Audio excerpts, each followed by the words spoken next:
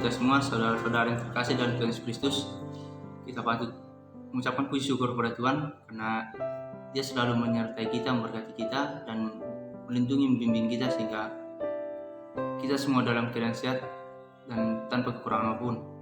Pada kesempatan ini saya akan membagikan sebagian dari firman Tuhan yang terdapat di Markus pasal 12 ayat 41 sampai 44. Tapi sebelum kita masuk ke Injil pada hari ini, kita berdoa bersama. Kita berdoa dalam Bapa, Putra, Kudus, dan Yesus. Amin. Syukur pencet nama Tuhan atas berkat penyertaan Tuhan kami yang senantiasa melindungi menyertai kami Tuhan, sehingga kami dapat dalam keadaan sehat tanpa kekurangan apapun. Bapa, percayakan kami mendengar sebagian dari firman-Mu, guru hati kami Tuhan, sehingga kami dapat memasukkan segala firman yang akan kami dengar Tuhan ke dalam hati pikiran kami, terlebih kami aplikasikan dari Tuhan kami. Berkati juga hamba-Mu yang akan menyampaikannya Tuhan, memberikan hikmat kebenaran, darah kudus-Mu yang kuasa senantiasa mengasari, sehingga apa yang hamba-Mu sampaikan berkenan sesuai dengan seluruh dan kehendak-Mu dalam firman kami Tuhan. Amin. Bapa, Putra, Kudus, dan Yesus. Amin. Jadi firman Tuhan yang sampai pada kita pada hari ini adalah yaitu tertulis atau terdapat di Markus pasal 12 ayat 41 sampai 44. Markus pasal 12 ayat 41 sampai 44. Demikian firman Tuhan. Persembahan seorang janda miskin. Pada suatu kali Yesus duduk mendapati peti persembahan dan memperhatikan bagaimana orang banyak memasukkan uang ke dalam peti itu. Banyak memberi jumlah yang besar. Banyak orang kaya memberi jumlah yang besar. Lalu datanglah seorang janda miskin dan ia memasukkan 2 peser, yaitu 1 duit. Maka dipanggilnya murid-muridnya dan berkata kepada mereka, "Aku berkata kepadamu, sesungguhnya janda miskin ini memberikan lebih banyak daripada semua orang yang masukkan uang ke dalam peti persembahan. Sebab mereka semua memberi dari kelimpahannya, tapi janda ini memberi dari kekurangannya, semua yang ada padanya, yaitu seluruh nafkahnya." Amin. Jadi pembahasan ataupun firman Tuhan yang sampai pada saat ini yaitu tentang di mana seorang janda miskin yang memberikan persembahan yang benar. Jadi tema yang akan saya bawakan pada kesempatan ini adalah berikanlah persembahan yang benar. Tema kita pada hari ini, berikanlah persembahan yang benar. Cerita ini dapat kita baca hanya di 2 Injil, yaitu hanya di Injil Markus dan Injil Lukas yang mencatat peristiwa ini. Sedangkan di Injil Matius dan Yohanes ini tidak kita temukan di Injil tersebut, tapi kita hanya baca di Markus dan Lukas. Cerita ini mengandung pujian Kristus kepada seorang janda yang memberikan persembahan yang sebenarnya nominalnya tidak besar, hanya 2 peser. Ya, hanya 2 peser. Tapi walaupun begitu,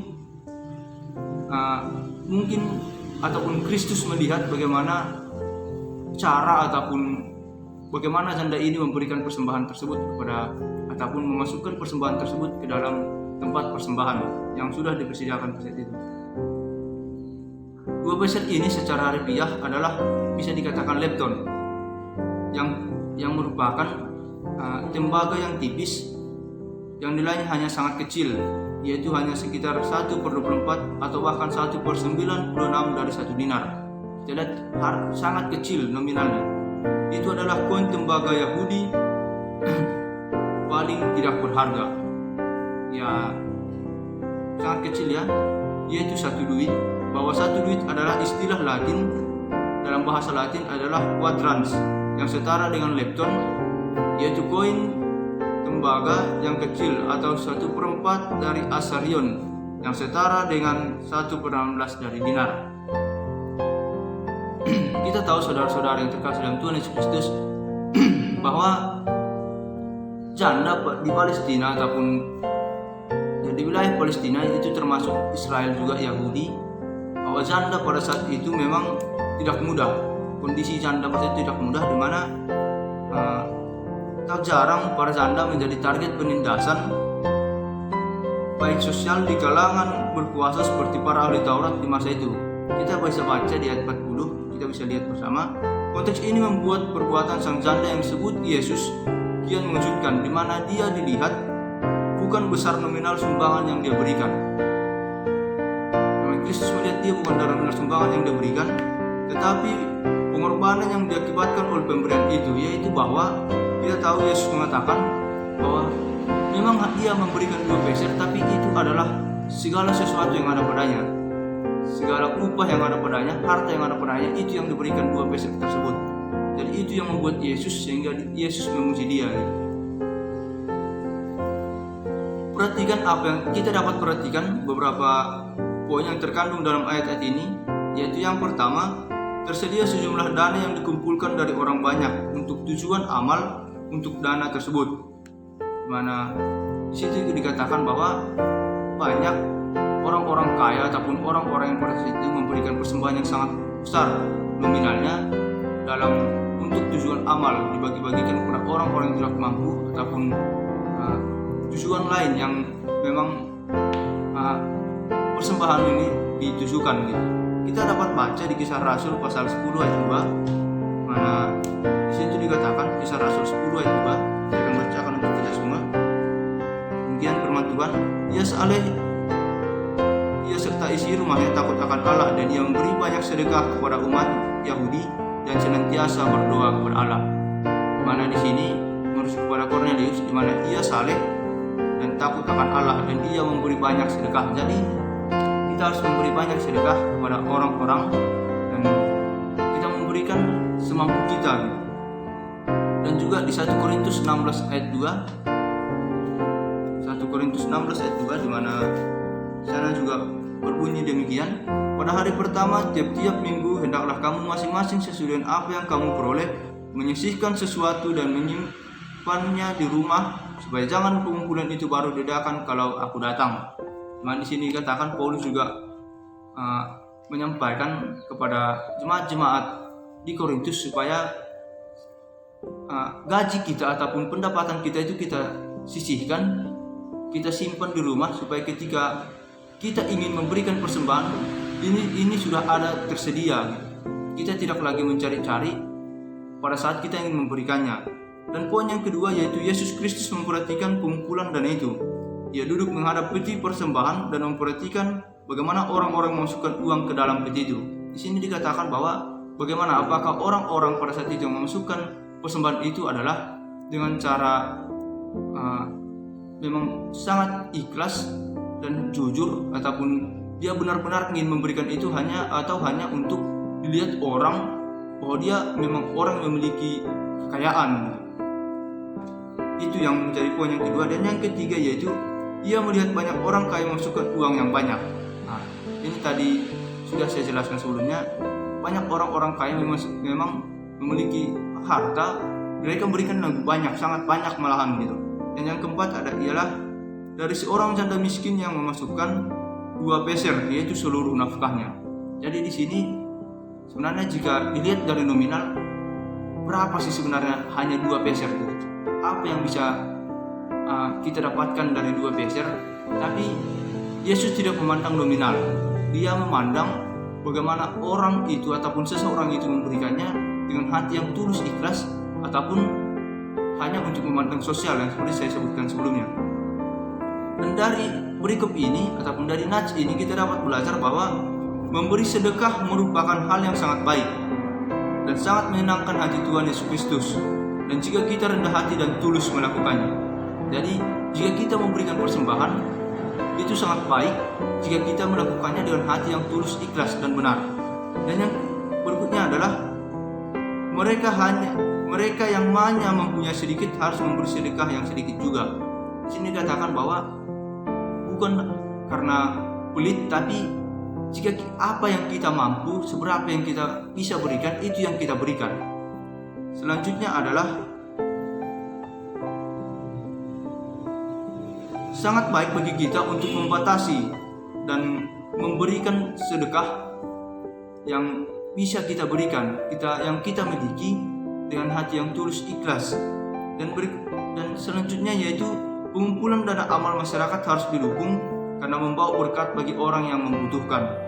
Jadi memang persembahan ini digunakan atau persembahan itu dikumpulkan adalah untuk membantu orang-orang yang membutuhkan, supaya kebutuhan mereka, walaupun tidak semuanya, tapi kebutuhan pokok mereka atau primer mereka dapat tercukupkan. Dan poin berikutnya yaitu walaupun yang kita berikan untuk tujuan amal itu hanya sedikit, tapi jika kita berikan sesuai dengan kemampuan kita dan diberikan dengan hati yang tulus, pemberian kita itu akan diterima oleh Kristus. Jadi kita pun pada saat ini, saudara-saudara yang terkasih, kita tidak perlu memperlihatkan bahwa kita memiliki uang, kita memberikan yang banyak. Misalkan ya kita beri karena kelebihan kita gitu, kita memiliki semuanya. Tapi di sini kita dituntut untuk memberikan persembahan itu adalah dengan cara bagaimana kita memberikannya dengan benar, dengan tulus dan ikhlas, dan semampu kita. Kita tidak perlu memaksakan, tapi jika kita mampu memberikannya dengan benar, tulus dan ikhlas, bukan karena paksaan, itu adalah sangat berkenan di hadapan Tuhan. Berikutnya yaitu merupakan pujian luar biasa.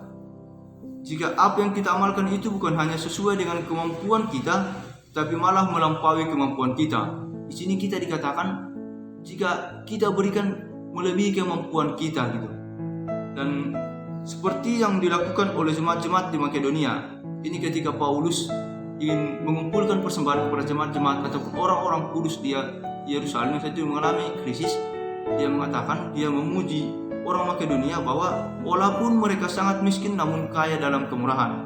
Kita dapat baca di 2 Korintus ayat 8, pasal 8 ayat 2 sampai 3. Kita baca bersama-sama, di mana di situ dikatakan, Paulus mengatakan walaupun jemaat Makedonia itu sangat miskin dalam hal keuangan, tapi mereka sangat kaya dalam kemurahan ataupun dalam memberi persembahan ataupun amal ataupun bantuan kepada orang-orang yang membutuhkan.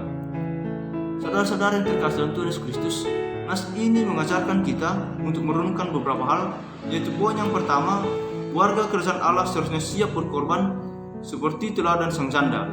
Janda yang menjadi konteks kita ini, bahwa kita harus mengikuti teladan sang janda, di mana walaupun pemberian itu secara angka begitu kecil, tetapi pengorbanan yang janda dari sudut pandang jumlahnya sangat besar.